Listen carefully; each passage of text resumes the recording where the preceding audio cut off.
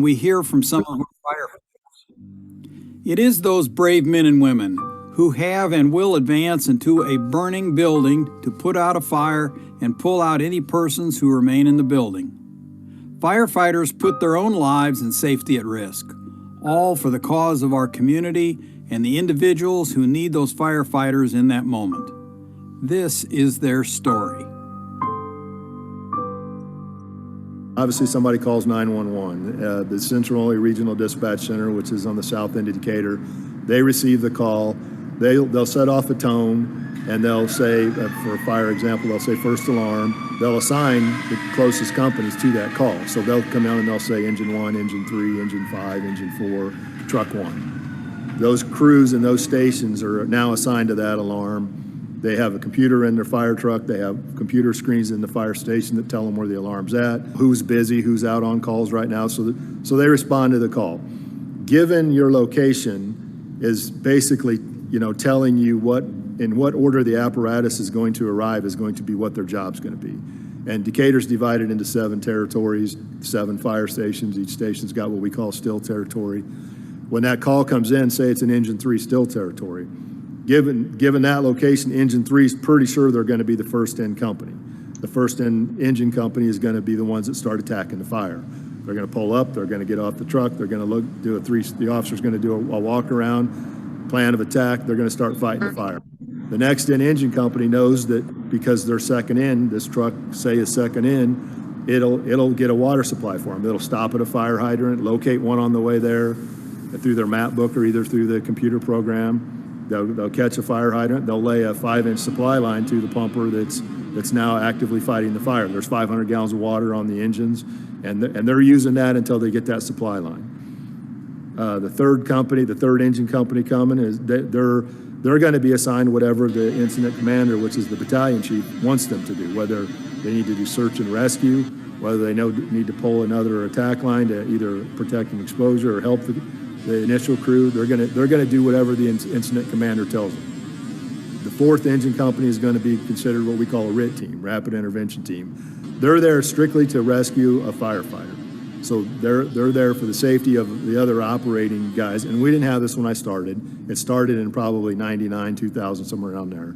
They started assigning that company, and they'll do things like throw ladders so that if our guys are on the 2nd floor and they need another way out, they have another way out. They'll go unlock. They'll go make sure the back door is open or the front door is open or plywood's taken off windows. The truck company's job, the things with the ladders on them, their job is to ventilate the structure. So, they'll throw ladders. They'll get up on the roof. They'll cut a hole in the roof. They'll set up. They have battery operated and electric fans on their truck to blow the smoke out of your house or residence. That's their job. And if they're needed, depending on the type of call, they can get off the truck right away and start searching. Everybody's got a thermal imaging camera, which lets them see in the smoke, so they have the ability to do that. And that's basically a routine for us. So what may look like chaos to the outsider, to us, is you already know what you're doing when you get there. Okay, so the thermal imaging camera, can you explain for us what that means? Yeah, sometime in the late 90s, they came up with thermal imaging technology for firefighters. The city invested in it. We've got one that takes a heat signature from objects in a room. So whether it's a smoky environment or not, or if it's just dark out, we can look in this camera, and every firefighter's got his own personal one on his shoulder. Everyone can look through the smoke and see where somebody's at by their heat signature. It can also show you where the fire's at or where the heat's coming from, because it's a different color. It's a different ambient temperature on your thermal imaging camera. Can you explain a little bit to us about ventilating a structure or ventilating a fire? Yeah, I think one of the misnomers that people have, like when they're watching TV shows or movies about firefighting, is it's a clear environment and we're crawling in there and we can see everything, and it's quite the opposite. It's dark. You've never, chances are good you've never been there before. You can't see an inch in front of your face, and you got to go find somebody in this house, or you got to go find where the fire's at in this house. And that's the reality of what these guys are doing and what they're having to do on a fire. And the ventilation, the idea of ventilation is if they can get, heat rises. So if they can get up above the fire as close as they can, cut a hole above it, it centralizes the fire to where it's at because the heat's now going straight up and out. And it also gets the smoke out of there so they can see and the person inside has a better chance of breathing. It's getting the toxic products of the environment out of there quicker.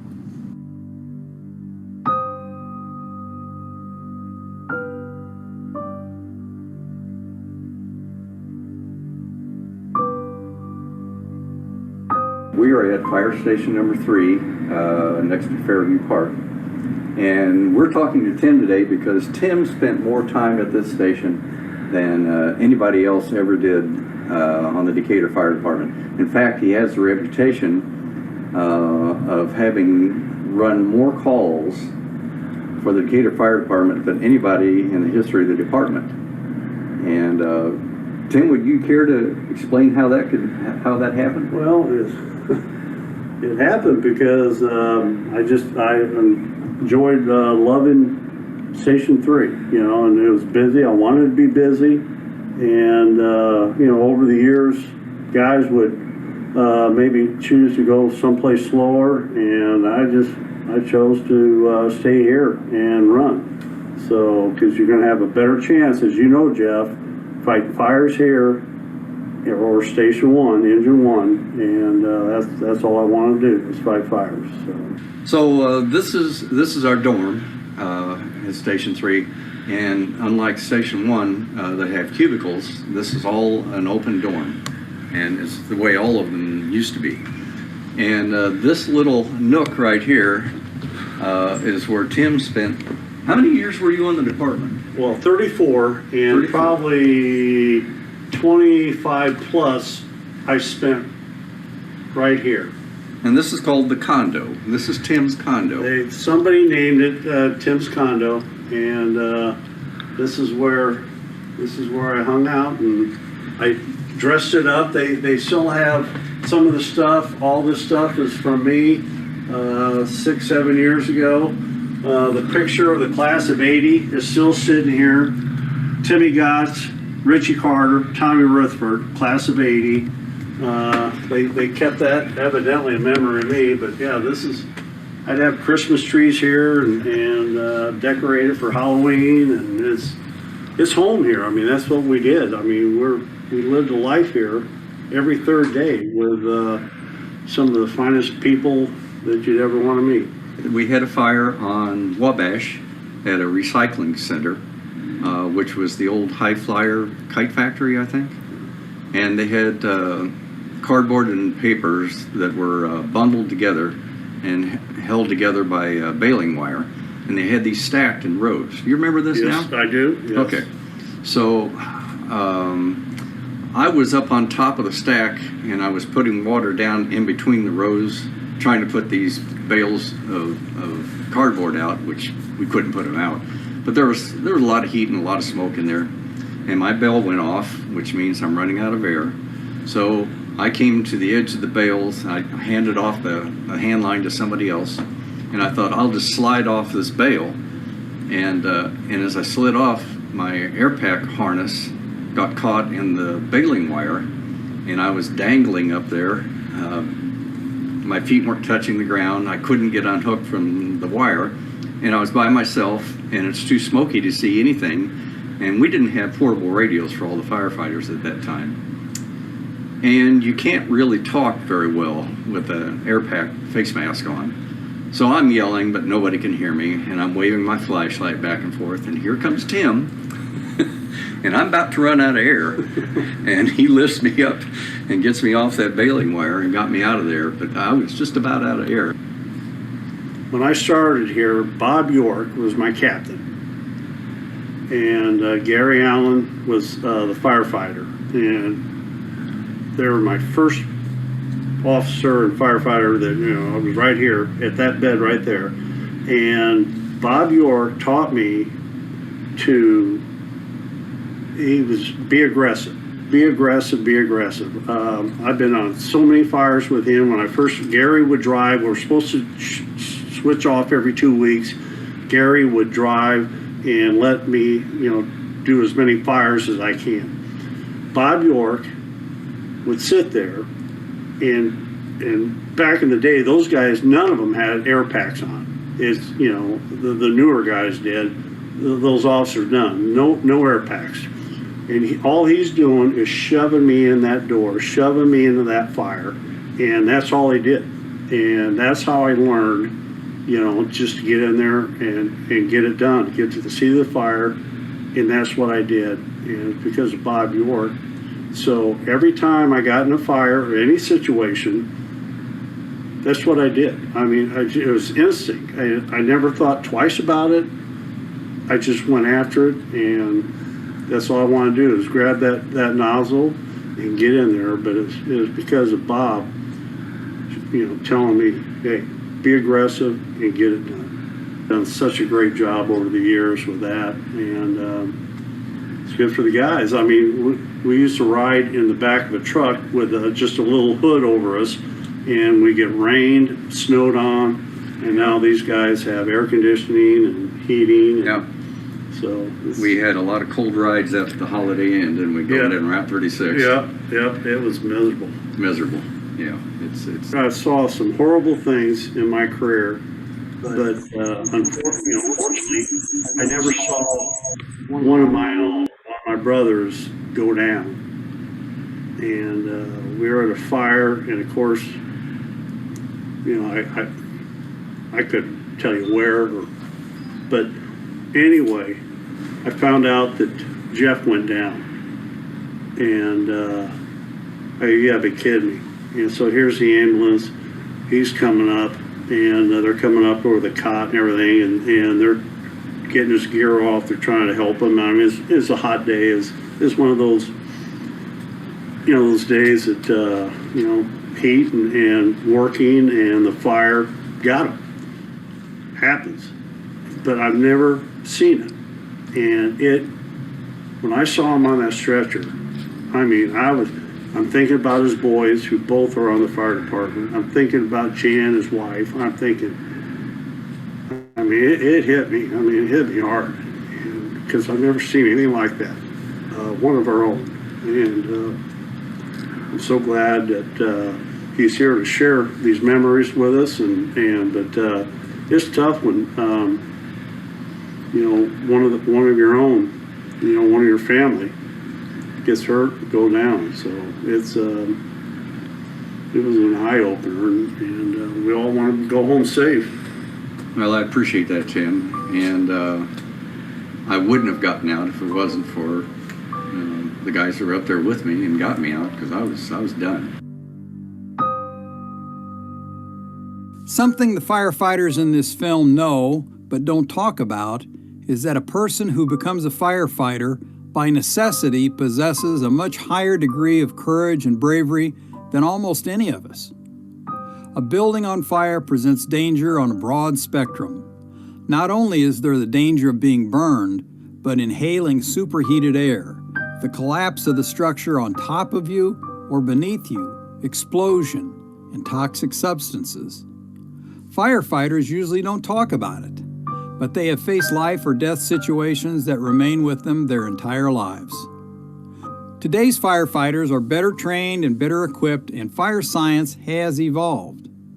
Those things do reduce the risks, but they are far from eliminating the danger. And over the career of a firefighter, he or she will face those dangers hundreds and hundreds of times, all for the protection of our workplaces and our homes, and the protection of our friends, our families, and even us. Well, first of all, when I got on 70, I was an Air Force firefighter for 4 years, and I lucked out and I found my niche. What I wanted to be was a fireman. I never wanted to be a fireman as a kid or a policeman. I wanted to fight fire, Right. you know. And so if you took your time to put a mask on and get it on, by the time you got your mask on and all that, the old timers would be coming out and they'd have the fire already put out. You'd go in and do the grunt work, the Right. overhaul. Not so much fun part. So I found out about that, and I soon thought, well, by gosh, I want to get in there and get with the program. So nobody knew this. You guys know it now. My secret's out. I have told several, but I had been just about retired before I told anybody this. But for a long time, the old-time firefighters thought old young Hawks was a heck of a smoke eater. Well, they didn't know that I had inside of my coat pocket an old wool ski mask, okay? And when I'd go into a fire, I'd shove that ski mask in as soon as I got into where nobody could see me, Right. I'd shove that in my mouth. And that's how I'd filter. I could take the smoke. These guys are going there literally with nothing. These guys were smoke eaters. I was not. Yeah. My eyes were still running, my tears, but at least I could breathe with this in my mouth. And what aggravated me was sometimes they want to say, talk to me, and I have to take that out to talk, And then I'd put it back in real quick. And then when I was coming out of the house, when I could see daylight where I was going to be coming out, that would come out and be in my pocket. And I'd come out and, man, that Hawks, that is and I'd go out to at the end after we got back to the station, I'd go to the deep sink or the wash it out, and you would not believe the yellow and the green and the muck and the stuff, how much that was filtering, that would have been in my lungs. Right. And hence, that's why we had several guys, as you well know, died of lung cancer from the fire department. Yep. And then I remember my first fire with Vern. Like I said, I'd fought fires in the Air Force, but they're mostly crash rescue. And we had a fairly good fire going in the second floor over on right off of Locust Street off of Grand there. Mm-hmm. And anyway, so man, we had our tank all on and all, and it was just as clear as could be down here at the bottom. We opened this door up, and Vern was with me. And he said, "Bill," he said, we're going to take an inch and a half. We took an inch and a half. You had a fire if you had an inch and a half. And we had our line, had a plug line though, so we had plenty of water. And old Vern says, "Bill," he says, "You ready, son?" And I said, "Yeah, I sure am, Cap. Boy, I'm ready, He opened that door up, and that black smoke rolled out. I mean, pitch black. Heat hit me. Mm-hmm. And I go, "Oh, my." And old Vern, I said, "Maybe we can do this." "No, the only way we're going to get this, son, is right up those stairs." I said, "Okay, Cap." And I had faith in him. And so we go up the steps, and there has the roller skates or something on. And I mean, I fell down 2 or 3 times. One time I literally came back and the nozzle hit him in the helmet. And old Vern was a good old man, a good fireman. Couldn't have been with a young guy, could have been with a better firefighter. Old Vern says, "If we ever get up there, Hawks, we'll get this thing put out." And so we got up there and hit the heat, and the fire that was everywhere and beating down on us, and the embers were falling on us. And I was a firefighter, boy, deluxe. And that got my, whatever you call it, got me into firefighting. And because I had a good officer leading me like Vern Mowry, mm-hmm. I like to think that's why I like to think I became a good fire officer because of him. My first fire of any significance like that was with you. I was behind you. Oh, okay. Except you weren't pushing me. I was holding on to your coattail. And it was, and I know you won't even remember this one, but it was a very, very dense smoke basement fire. Yeah, and those are bad anyway. Those are bad. There's only one way in, one way out. Yeah. And when they kicked that door in and that heat rolled out and that black smoke, I just thought, I'm not sure I'm in the right business. Well, I'm glad I was the only one like that. We were just alike then. The guy was the same way. Today, we've got everything you have in your house. If it burns, it's going to put out some kind of a poison. A lot of plastics, vinyls, and things. And where it used to be natural wool, wood, mm-hmm. cotton, when it burned, it made clean smoke. Comparatively. Yes. Well, I've seen some of the old guys when I first came on the job. Before we just was switching over to the SCBAs, and I'm on the pump panel like the first fire ever pumped on. Here comes the guys out, black stuff coming out of their nose, puking, nothing. Yeah. Go over and sit on the pumper. Mm-hmm. Reach in their pocket, get a cigarette out, and light it up and go, clean smoke. Yeah. And I thought, I'm never going to be able to do this because those guys are tougher than nails. So the self-contained breathing apparatus, or the SCBAs, yes. When did they come about? I came on in '85, and they were just putting them on the trucks and stuff then. Is that right? And they were in a suitcase, and they were kept up on top of the pumper. And when you got to the fire, you had to get off, climb up the side of the pumper, get the suitcase, bring it down, put it on. And by the time you did that, you turned around and all the old guys were already in there putting the fire out. Right. And you'd get up to the door. Yeah, you'd get to the door and they'd be coming out and they'd say, "Hey, Sonny, all they need is cleaning up in there. Go to it." All of the cabs now are enclosed and, heated and air conditioned. But back when you came on, Yeah. it was a little different. Oh, yeah. If it was 20 below, you were riding outside. Yeah. And by the time you got to the fire, sometimes you weren't in a real big hurry to put it out because you wanted to get warmed up. Or the rain or Rain, sleet snow, or whatever. anything. And the heat, it didn't. Yeah, it's pretty tough. Yeah. I remember some of the old guys talking about when they rode on the tailboard, at least they could get down low and get that tarp over them and then get somewhat protected. But just riding on the back of that cab, you're just fully exposed. Yep. Can't get away from it. Nope. and a lot of times you'd be at the fire and you'd had worked for 4 or 5 hours and you were just soaking wet and you were sweaty and on the inside, and you'd get on the back of that for the ride back to the firehouse, and it was like, this is when we need to go lights and siren, because it is, I'm dying back here. I think that's a misconception that I hear all the time is, well, at least you guys are warmed up by the fire. No. That's not the case, is it? No, it makes it worse because you get real hot inside, and then once it's out, you're still there for another 3-4 hours for overhaul. And you're full of sweat. And you're full of sweat. Everything's wet. Your gloves are wet. Your shoes, socks, and everything are wet. You got water filled up in your boots because you've been crawling around in a basement full of water, and you just freeze. You freeze. Yeah. You get, I've got pictures of us at some of those fires where we're standing outside afterwards and we're just completely encased in ice. I know you're talking about. You know which fire. Now, wasn't somebody actually frozen to the ground during the fire? Do you recall? I remember that. Yeah, they were there at the fire, and they were had the hose curled around, and they were on a master stream, and they were just sitting there, and of course the water just goes everywhere, and they got froze to the ground, and they had to be chipped out. Yeah. At the end of the night. And all that mist that comes off the stream just comes across and can't get away from it. Yeah. It makes for some good pictures. Yeah. Any other major changes you can think of that have happened on the department?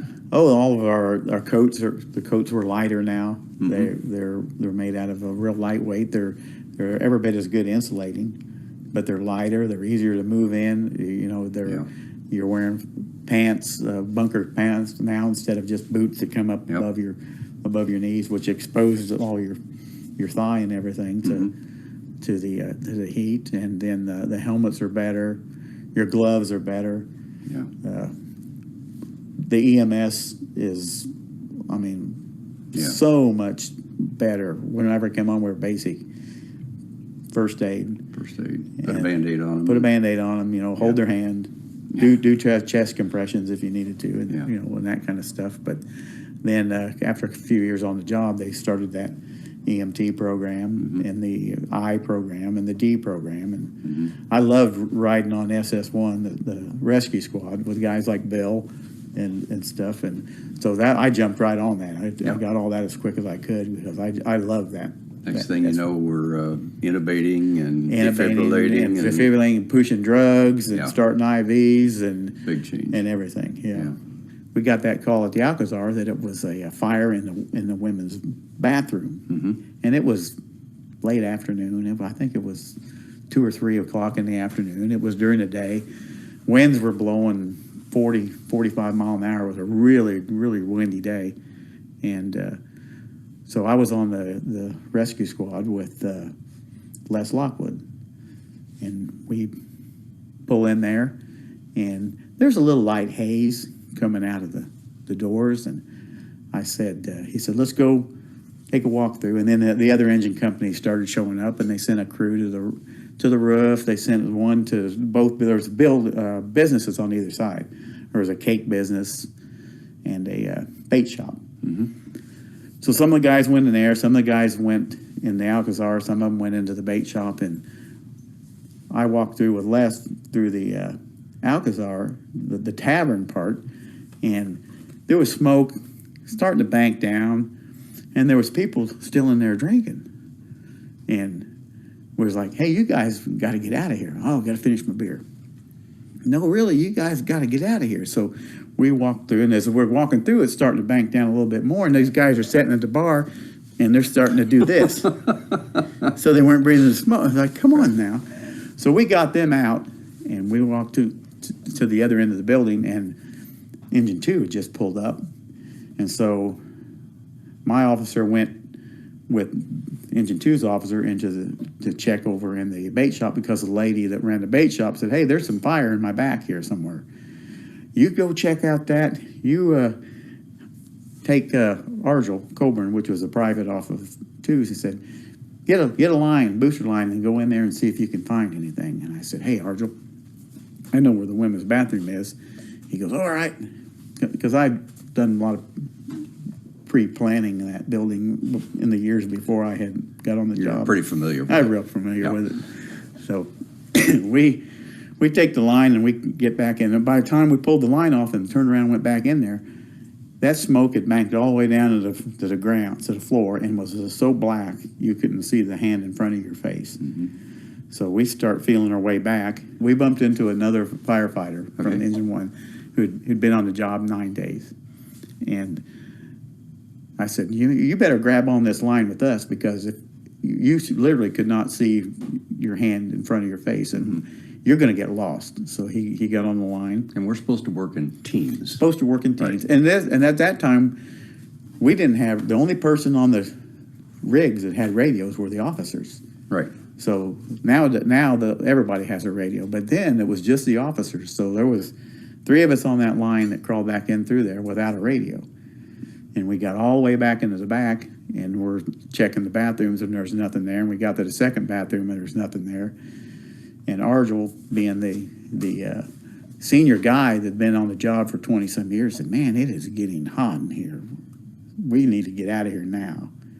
And he no more than said that, and that's whenever it flashed over, and it went from not being able to see anything to being able to see from one end of the building to the other, and everything was on fire.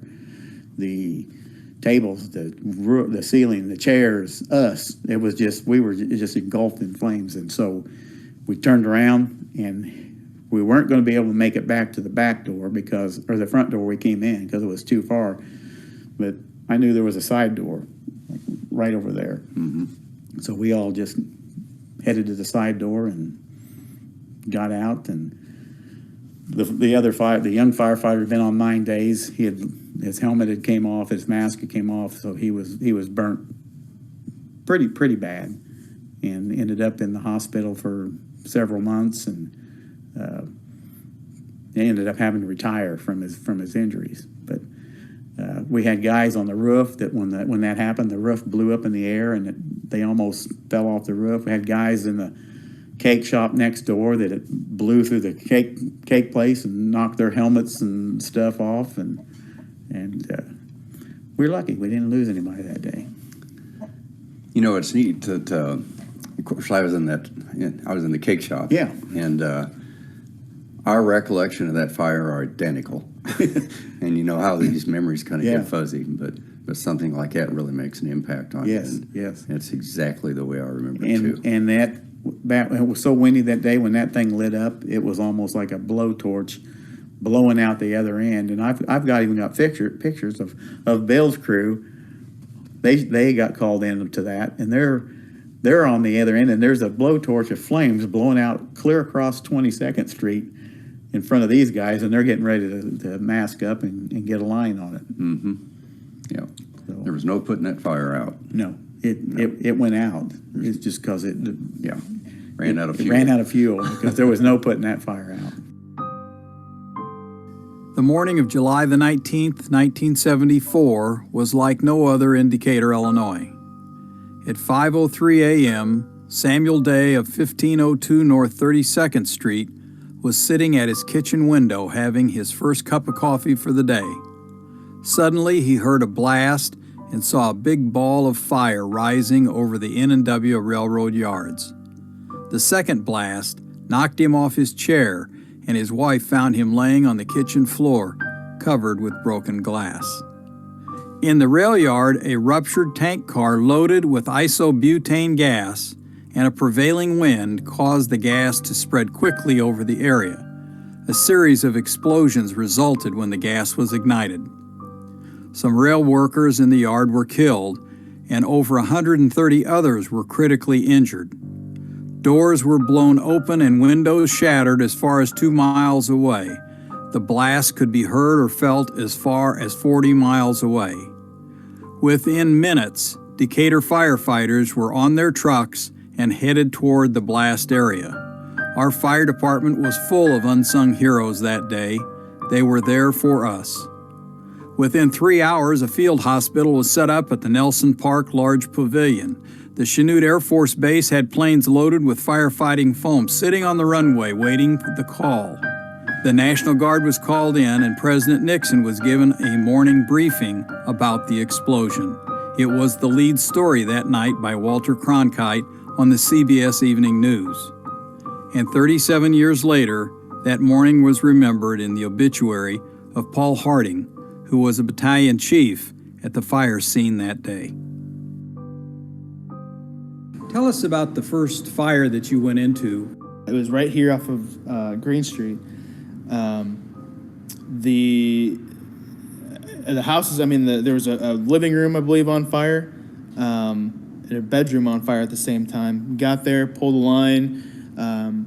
We left the space open for a truck. A lot of things are, each crew has a specific job, so ours was obviously to pull hose line. So excited to finally pull a hose line for the first fire for the first time. Went through the front door, put it out really fast. It was contained in 2 bedrooms, and that's how that went. After that, fire was out. We ended up taking some of the other tools that we have on the engine and looking for extension into other parts of the room or in the attic.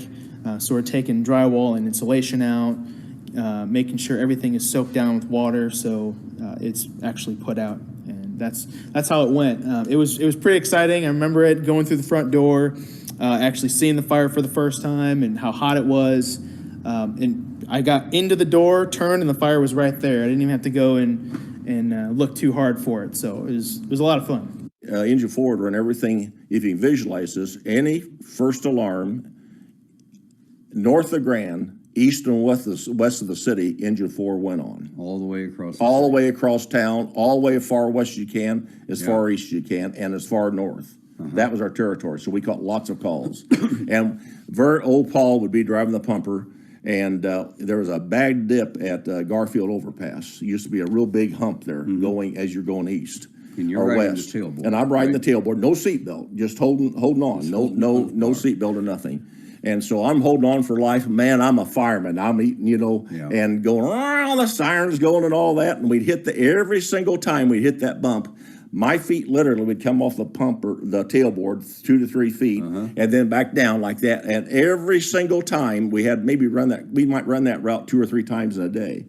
Every single time that we ran that, Vern Mowry, the Captain Mowry, every time he'd turn around, I can see him like yesterday with his helmet cockeyed. His helmet was always crooked and over, and he'd go like that, and I wouldn't dare take my hand to put my eye. Go, I'm still on. He'd make sure I was still on at that bump. They let us ride tailboard a few more years, but they made us put a seatbelt around us. Right. Well, we just clicked onto the bar, and the seatbelt went around about here. So we had a call one night to Adolph Meyer off of Green Switch Road there, off where that's at. Yeah. Anyway, and so we got caught by a train, and there's about 4 or 5 feet behind me, there was a car with a light. It was nighttime, the lights were on, and I'm standing there holding onto the bar, and I thought, it's going to be a while. I'm just going to go up and ride in the jump seat for a while. So I turn around, the car is right there, and I just jump off of the tailboard. Mistake, this seatbelt's around me, and it's like this around me like that. I'm dangling like a puppet, and I mean, touch the ground. No, I didn't touch the ground. Nobody would have known this, but I tell the stories that I rattle myself all the time because it's so darn silly. I want people to enjoy it. I cannot imagine what these people in this car saw. And finally, I turned around, I got my knees from the deal, and I stand up and I just stood like that. I was so embarrassed. It was unreal. I could see you doing that, Bill. Yeah. I was at Station 4, one of the bad ones for me. And I was laying there. Station 4 in Decatur has a railroad tracks going by. It was about 2 in the morning. My bunker's right down by the track side. We never usually heard you'd sleep through it. You wouldn't hear the horns. Yeah, get used to it. Yeah. And this one night, about 2 or so in the morning, as I recall, it wah, wah, wah, you could just hear it, and then crash. And I knew instantly what had happened. I opened that bunk room door up, And as I did, the train was pushing a pickup truck down, and it ended up stopping about at the entrance of the bunk room there. I hurried up, got my gear on, hollering the radio real quick. They need SS1 ambulance. We got a bad accident, train accident, you know. So I got my crew. We didn't take our pumper, we just took our ear because we were right there, and there's no fire. And so I got there, and there was a dad and 2 kids in the the coupling had hit right in the passenger side's door, and had Yeah, I know. had the kid pinned in real bad, and he was in bad shape. And the dad and the other kid were talking, crying, and injured bad. But as you guys know, fast triages that are talking and crying and moaning, they're alive. This kid was lifeless, and the coupling was right in around him. And from the experience on SS1 I'd had for like 20 some odd years on it, I knew that sometimes when you try to take a coupler out of a car after it's been pushed into the car, that it'll drag the car back, you know, Right. and can cause further injury. But I had to get this kid out, Right. And so I told the engineer to get back in and watch me just very slowly. And luckily, the Lord was with us. So I say that absolutely, because that coupling came out just nice as could be. Great. Took our pry bars and got the kid out. I'm thinking he was, I don't know, 3 or 4 years old. Cute young kid, and he wasn't breathing, and I did chest compressions. He had a frail chest, which any of you medical people know what that is, that basically all of his ribs are broken. Anyway, he died in my arms, and that was a tough one. And that's been 40 years ago, it still bothers me. So We face a lot of really traumatic situations, and one in particular just sticks in my mind, will never get out of my mind. I was working on what we called Squad 1, which was a 2-man rescue company, and it didn't have ladders and a pumper and water and that sort of thing, but we would just go on more specialized type calls. And a call came in for a shooting, and we were out on the street at the time, and we were only like 2 blocks away. And now, and in recent years, before fire responds on a shooting, we make sure the police are in there first and to secure the scene and make sure that it's safe for us to come in. But we didn't have those rules back then, and so I said, let's go, and we got onto the scene, and there was a young man about in his mid-20s or so that had been shot in the neck, and he was laying on the ground, bleeding heavily, and not moving, and not breathing. And so the brain has a little while before it dies without oxygen. So the first thing we do is put a mask on them and pump a bag and get some oxygen into the bloodstream. And we started a couple of IVs to replace the fluid loss, and he survived. And we took him to the hospital, and a lot of times we don't get much follow-up on what happens to our victims, but we found out that he did survive. But he'd been shot, like I said, in the neck, and it had gone through his spinal cord, and was a paraplegic, and it also knocked out his respiratory drive, and so he was put permanently on a ventilator for the rest of his life. I reached out to some of the firefighters who had a long and distinguished career with the Decatur Fire Department. Larry Watkins started in June of 1976 and served 23 and a half years.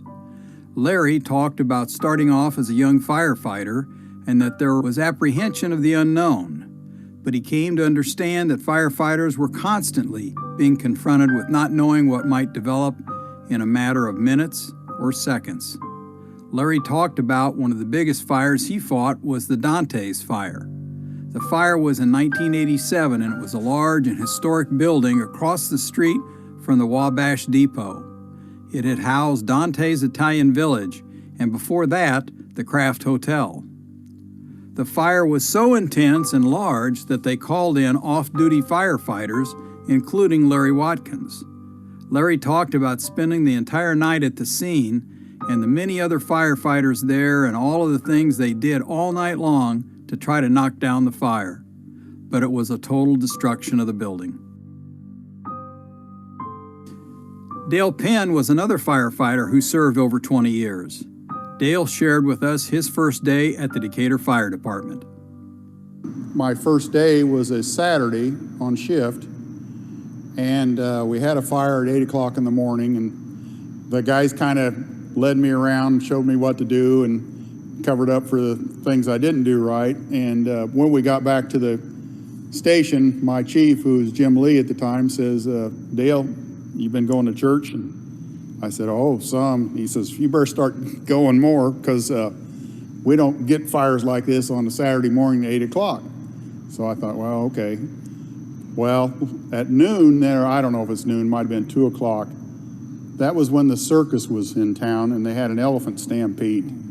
So the chief I didn't go on that call, but the chief did, and a couple companies from Station 1. And when they came back, they'd been out 2 hours chasing elephants, and he came back and he says, Dale, you better go to church. We've never had an elephant stampede. So that was on my first day. Jeff Pritts served 28 years with the fire department, and he retired as a captain and his 2 sons on the department. Jeff shared with us his last day, which wasn't planned. We went on a fire, and my son was on the crew with me. We had a 4-man team that day, and they had the fire pretty well knocked down on the inside. It was a 1-story bungalow with a high attic, and we put a ladder to the window and broke into the attic looking for fire extinction up there. And we didn't see any active fire, but it was really hot, as attics typically are. And so we had a hand line with us up there, and what we're doing is looking for the fire. It was pretty smoky. They'd already cut a hole in the roof, and I had been experiencing a lot of fatigue on fires prior to this call, and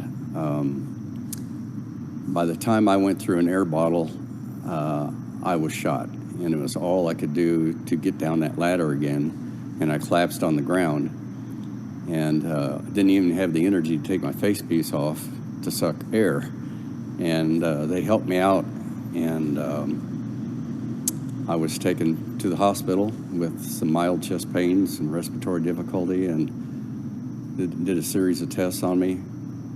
And I remember very clearly being in the emergency room, and chief and deputy chief were in there with me, and my son was also in the room at the time, and they were discussing a possibility of a pension at that time, a disability pension. And I told him right there that I didn't know if I'd qualify for a disability pension or not, but regardless, I'd worked my last day. But when I think back, my chief was Fred Schneller. He had called me on a Monday night, and Thursday being the next day, he was going to touch base with me and told me I had a visitor coming out, that one of my guys was off, and this and that, and he finished his business, and I said, oh, by the way, Chief, next day is my last day. And he said, are you going to work 12 hours or 24? And I didn't realize 12 hours was an option. I said, I'll work 12. And so that Thursday, it was there wasn't too much going on. I don't remember any serious fires, but we had, my wife brought cake and ice cream, had some visitors. All the trucks came around and engines came around to visit, and a lot of guys that were off duty came, shook my hand, wished me well, and then I was out of there at 6:40 that night. Would you do it all over again? If I could still be on and physically able to do it, I'd have been there. I had 36 years total, 4 years in the Air Force and 32 on the fire department. I had to leave because of my heart. And matter of fact, I was fighting the fire. I was on engine 2, and that fire was on Edward. It wasn't even our fire. One of the guys had to bail out. They had a mass malfunction, somebody did. So I got there, I went to the battalion chief, said, Chief, what do you need? He says, Bill, he says, you got to get on the attack line. I got a guy up there, Doug Neff, by himself. And I thought, oh my gosh. So I had my tank on and all that. But I had failed to put my Nomax hood on. You have to have a Nomax hood on first down around your neck. When you put your mask on, then you pull it up over it. If you put your mask on first, you're not going to get the Nomax hood over that. Here I go in, and I'm 57 at the time, not that old, but and fairly good shape, I thought. And so I go up and I hit heavy smoke and heat about halfway up the stairway. So I thought I better get my Nomax on. I couldn't do it. And I thought, oh, shoot. So I did the old time. I pulled my flaps down, put my collar up, and, and then I lost a glove. I'm laughing now, but I lost a glove. And here I got a guy up there needs me. And, I mean, I'd went up there, well, not naked, but, I mean, I wasn't going to leave a man by himself up there. Right. So I go up there, and I got one hand tucked under my deal because it was hot enough that it could actually burn my hand. That's how hot it was. It was really banking down. And they hadn't found the seat of the fire yet. And they'd been there for a while. And we had guys on the roof that the truck company was ready to ventilate. I could hear them up there, And old Doug says, that you, Captain Hawks? I said, yeah. He says, good. I said, did you find the seat of the fire yet, Doug? No, I haven't found it, Cap. And I said, well, gosh, you hear it crackling and all, we just couldn't find it. And we were taking a beating. You know how it is. You've been there. Yeah. And so you're not supposed to, back in those days, not how it is now, you're not supposed to ventilate until you find the seat of the fire. Right. Well, I was not always the best person with following rules. So I got on the radio and I said, engine 2 to 3, now it's going to be on air that I'm off the job now, they can't think to me. I said, engine 2 to 316, go ahead and ventilate. They said, engine 2, do you locate the seat of the fire? I said, 10-4, ventilate. We hadn't seen the seat of the fire. And Doug Neff says, Cap, we haven't got I said, we will. As soon as they ventilate, it'll light up. Yeah. So they ventilated, and man, she bloomed up when we put the fire out. I said, you can put it out. And I said, wasn't that a lot simpler, Doug? He says, yeah. I said, no, it's between you and me, Doug. And Doug never said anything. So. I don't think you're the only one ever to do that. Oh, I'm sure of that. I'm sure of that. Once it gets enough air in there, then it lights up. It lights up, and you can do your job. And you know where it is. Yeah. The last day at the firehouse was that fire I described. Okay. And also during this time, guys, I never told you, but I couldn't breathe. I was having chest pains. I knew I was having heart trouble. I knew it was my last fire. Okay. I knew it was my last day. And so I came down and took my tank off, and usually I'd go through a couple of tanks, and the guy said, Hawks, are you okay? And I said, yeah, I'm fine, denying. And anyway, so, and my pain went away, and I went back to the firehouse, but all that night I was thinking I was having heart trouble. I knew it. And I also knew with heart trouble, you're off the job in the fire department. And other than my wife and family, I loved it. And so the next day, I also knew that I couldn't go back to the firehouse and maybe have a heart condition, maybe trying to save a kid or something, and I go down, the fireman try to save me instead of I couldn't live with that. So I knew I had to get checked out. So I did. I went to the cardiologist, my family doctor first. He said, we need to get you a stress test and all that. So we got on went Dr. Waters, so I got on the treadmill, they had IVs, all that, and I started walking, and they elevated up, and they said, how you doing? I said, I'm doing just fine, boy. And I'm just, because I'm wanting to do as good as I can. Right. I want to get back to work. And he said, are you sure you're okay? And I said, yeah. And I wasn't lying, I was. He says, well, you get off and sit down. He says, you've got a bundle of branch blockage of this, and you're throwing PVCs, and you've got something else, and your main thing is your heart rate's up to around 200 some odd times a minute. You've got a tachycardia, exertion-induced tachycardia. And I said, no lie. He said, yeah. So I sat down, and they are you okay? I said, yeah. They shouldn't be. They couldn't understand that, He said, well, you're the ones that will die from it because you don't realize you're in it. And I said, well, Anyway, I said, well, how long I got to be off the fire department? And Doc Waters says, your days of firefighting are done as of today. And I mean, I bawled like a baby. Yeah. He says, oh, Mr. Hawkshaw aren't going to die. I said, buddy, you don't understand. Other than my wife and family, DFD Fire Department is my family. I loved it. This film is short, and I regret that we could not interview a far greater number of firefighters about themselves and their experiences, and also the many people whose lives have been spared and whose safety has been protected by our brave firefighters. The next time that a fire truck can be heard or seen approaching your car, pull over and let them pass. And know that inside that fire truck are some of the finest and most important members of our community. To our firefighters, we say thank you for your service, and thank you for being there to save us in our times of need.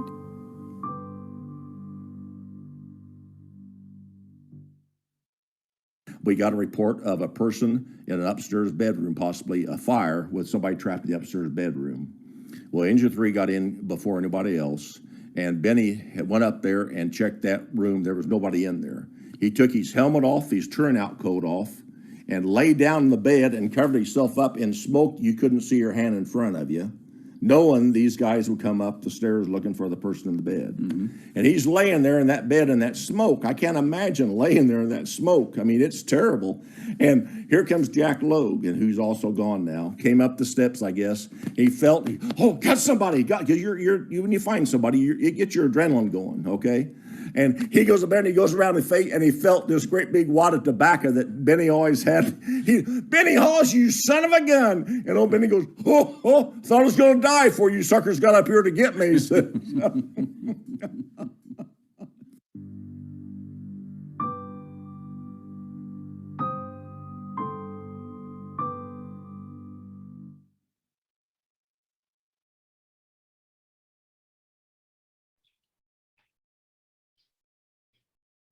Okay, that's our film.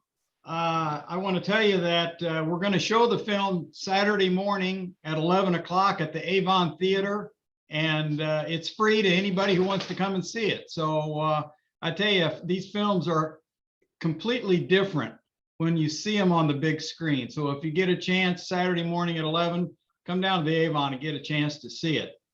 I want to thank Jeff Pritts and give Jeff a chance now to share any comments with us. And Jeff, I want to ask you a question. It seems to me that at some point during the filming that somebody told us that Station 3 was one of the busiest stations in the entire United States. Is that right? That's what I was told, and that was several years ago. But yeah, I think they were on record for running more calls, and I think they were like in the top 10 or top 20 in the country. Yeah. Does your son want to share any comments with this? He's on the fire department now as a captain. No, I really don't have anything to say. It's been good watching some of these guys. Most of the guys that you interviewed on there were some of the older guys on the job when I started. And so it's been nice hearing some of those stories again. Jeff, any more thoughts from the filming or from your career? You know, I just like to mention that, like Bill and Tim mentioned, kind of a family. You know, we're pretty tight. You know, we are like brothers, and like brothers, sometimes we fight. But we got each other's back, and I was pretty upset when I had to retire, because not only was that my career, it was my family, and I just didn't know where I would find friends after that. And it all worked out, but. They're pretty tight group. Does anybody have any questions for Jeff?